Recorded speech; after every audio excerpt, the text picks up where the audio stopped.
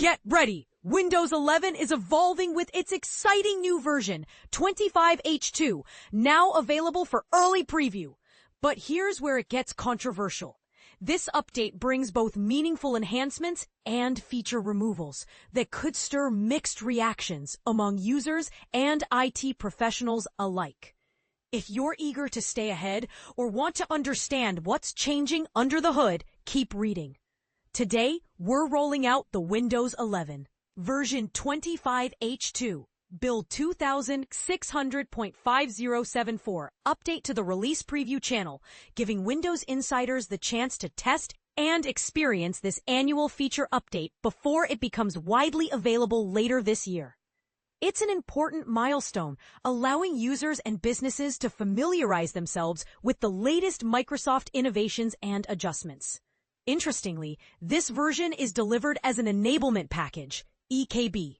What does that mean? In simple terms, both Windows 11 version 24H2 and 25H2 share the same servicing branch. Think of it as a common developmental path.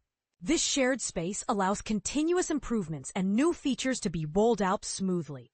For users, this means the enhancements seen in version 25H2 are also part of an ongoing stream of innovation rather than isolated one-time big updates.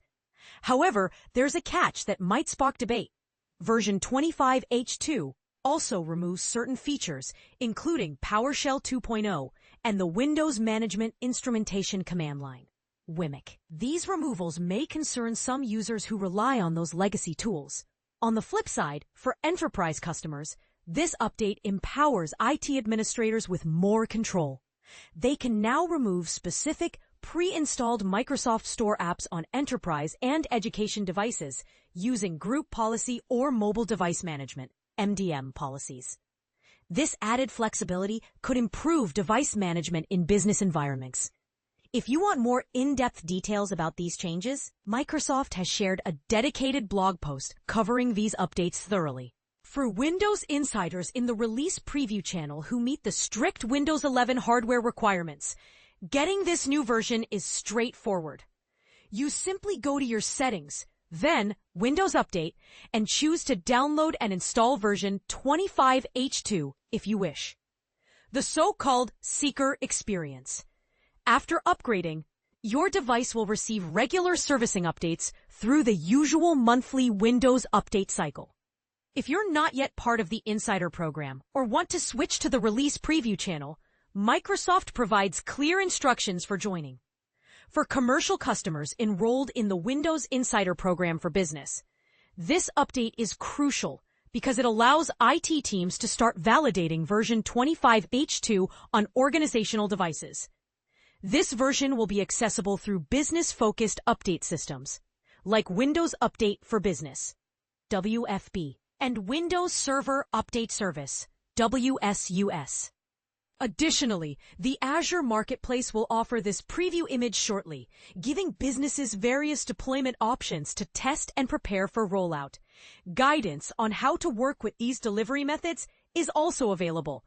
And of course, if any problems come up during deployment, IT administrators can reach out to Microsoft support for assistance. Lastly, for those who prefer fresh installations or want to create bootable media, official ISO files for Windows 11.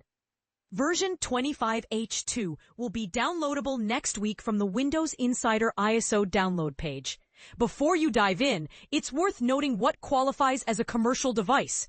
Essentially, these are devices not running Windows 11 Home Edition, managed by IT administrators via tools like Microsoft Endpoint Manager, or those using volume licensing, commercial IDs, or connected to a corporate domain.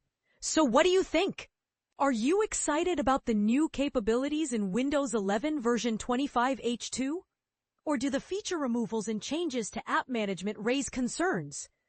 How do you feel about Microsoft's approach to continuous innovation via enablement packages? Share your thoughts. Let's open the floor for discussion.